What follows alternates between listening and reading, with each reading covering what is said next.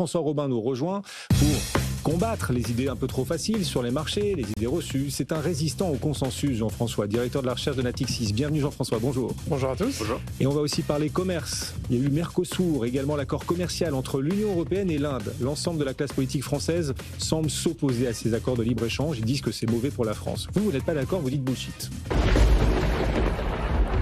Vous foudroyez, Jean-François, cette idée que le Mercosur, comme l'accord avec l'Inde, serait mauvais. Foudroyer l'idée qu'ils vont affaiblir la France.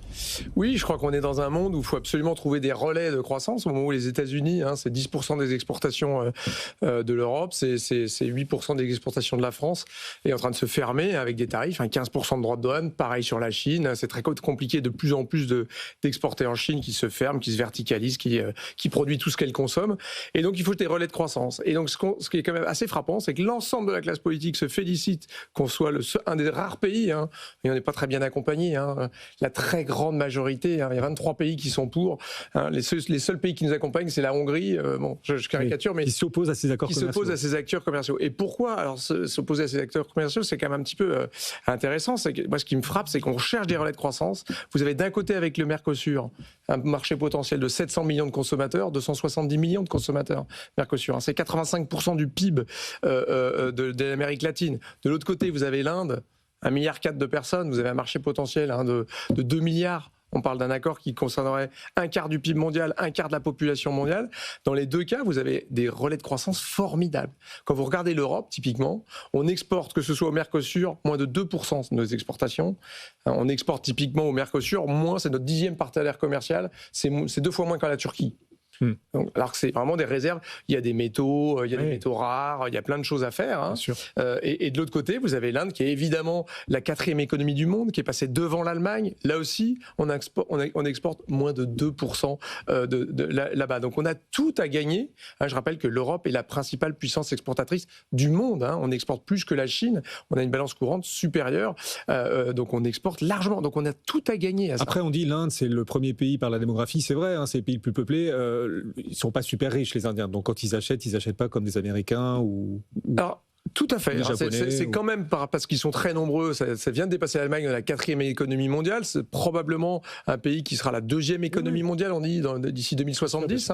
A fortiori, si vous avez peut-être vu les chiffres, que la population américaine est en train de baisser. Donc ça va se tendre un petit peu. Alors la Chine, je rappelle que la Chine a perdu 3,4 millions d'habitants l'année dernière. Donc l'idée que ce soit 600 millions de Chinois à la fin de ce siècle, c'est pas impossible. Donc évidemment, l'Inde, c'est the place to be demain. Mais surtout, si vous regardez, par exemple, on parle beaucoup d'agriculture, tout le monde se focalise là-dessus. Le Mercosur, on exporte 30 000 tonnes de fromage. Les droits de douane sur le vin, 35%. Si vous prenez typiquement l'Inde, les droits de douane sur le vin, c'est 120%. Ça va passer à 20%. C'est quoi la consommation de vin de ces pauvres Indiens ? Plus 25% par an. Malgré les droits de douane ces dernières années Oui, ce que je veux dire que nous, on n'exporte quasiment rien là-bas, puisqu'on avait 120% de droits de douane qui nous empêchaient, nous, principal producteurs du monde de vin, d'aller là-bas. Là, quand vous avez une consommation qui manque de 25% par an et que votre droit de douane, ils vont passer de 120 à 20%, on va largement y gagner. On parle beaucoup du bœuf argentin, c'est très bien, mais les droits de douane sur l'automobile française qui vont en Amérique latine, c'est 35% de droits de douane. Ce qu'on s'attend, c'est dans les études, on dit qu'on aura probablement autour de 110% de hausse d'exportation des voitures européennes et françaises en Amérique latine. Donc honnêtement, on oublie un tout petit peu quand on parle du bœuf argentin, et je rappelle, puisque c'est ça qui a crispé tout le monde sur l'accord de libre-échange avec le Mercosur, qu'il n'y a que 99 000 tonnes qui sont autorisées d'exporter du Mercosur vers l'Europe. C'est quoi ? C'est moins de 1% de la consommation, c'est moins de 1 steak de bœuf par personne par an. On a dit exactement la même chose sur le Canada. Est-ce que vous mangez du steak canadien, vous ? J'en vois pas la queue d'un. Mais c'est exactement finalement la même problématique que quand on craignait un déluge de produits chinois chez nous. C'est que celui qui a le dernier mot, c'est quand même le consommateur. Si on veut manger du bœuf argentin, oui, on peut en manger, mais c'est largement pas la majorité. Du coup, quelles sont les perspectives exactes du côté de nos agriculteurs? Bah oui, c'est ça, les agriculteurs, c'est ce qu'on disait avec le bœuf finalement. Et quand on parle du bœuf, effectivement, c'est là où il y a de la plus grande concurrence. Mais encore une fois, si vous êtes viticulteur ou vous êtes vin et spiritueux, hein, je rappelle que les vins et spiritueux, les ventes aux États-Unis dernière, c'est quoi? C'est moins 60% avec les droits de douane. Donc quand vous êtes à La Rochelle ou quand vous êtes dans le cognac, vous êtes assez content de trouver des relais de croissance. Dans le fromage, dans les vaches laitières aussi. Bien pareil. sûr, 30 000 tonnes de fromage par an. Et donc évidemment, quand vous êtes agriculteur et que vous êtes concerné par une concurrence frontale type le bœuf, bah d'abord on l'a sorti de l'accord avec l'Inde, donc on ne parle même pas de ça. Et quand on regarde ce qui se passe avec l'Europe, ce qui a été fait justement à la demande de la France, ça fait 25 ans qu'il a négocié cet accord. En 99, hein, moi je me souviens un peu de quoi on parlait quand on a commencé à parler d'un accord sur le Mercosur. Attention, il faut protéger nos agriculteurs. Donc évidemment que c'était déjà dans les têtes. Et qu'est-ce qu'on a fait là-dessus? Il y a un rapport, il y a plus de contrôles qui ont été décidés, mais surtout s'il y a une hausse des importations trop forte, s'il y a une baisse de prix de plus de 5%, on arrête tout. Donc il y a quand même des filets de sécurité. Non, mais juste. Julien, qu'est-ce qui se passe, Julien? Non, mais je suis là. Oui. C'est très convaincant. C'est juste sur les produits chinois. Antoine, ils arrivent, les gens achètent du Chine, la bagnole, ça monte. Ça monte.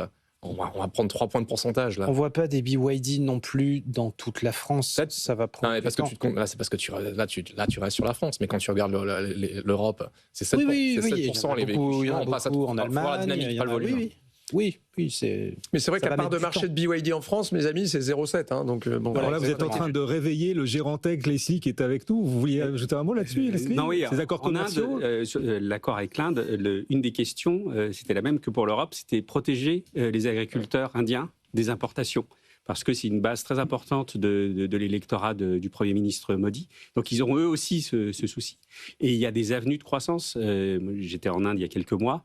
Sur la partie cosmétique, c'est en train de monter. Alors évidemment, le panier moyen, il n'est pas équivalent au nôtre, mais il est en croissance de 15 à 20% par an. Il n'y a pas beaucoup de produits locaux, donc oui, la baisse des tarifs, là, ça peut aider notamment l'Europe. Pareil sur les voitures, hein, le tarif avec l'Inde, ça va passer de 110 à 10%. C'est pareil, il y a plus de producteurs européens qui vont exporter des choses en Inde que des voitures indiennes de chez Tata qui vont arriver chez nous. Hein, donc on est à la progression depuis 10 ans. Normes de sécurité. C'est plus 5% par an, c'est un marché énorme. Vous qui nous suivez, qui écoutez ces échanges, n'hésitez pas à en parler autour de vous, à diffuser, évangéliser à travers nos podcasts et replays sur et continuer à manger du bœuf français. Ouais, bien sûr. Et quitte à manger un steak dans l'année sud-américain, ça se passe bien quand même. Hein. Merci beaucoup de nous avoir accompagnés tous en famille. Julien Marion, bfmbourse.com, cet article aussi consacré à Soitec. Soitec qui publie, alors c'est pas terrible, mais c'est moins mauvais qu'attendu. Résultat, Soitec gagne 25%. Il suffit de peu de choses. Hein. Plus 25% Soitec. Dans un instant.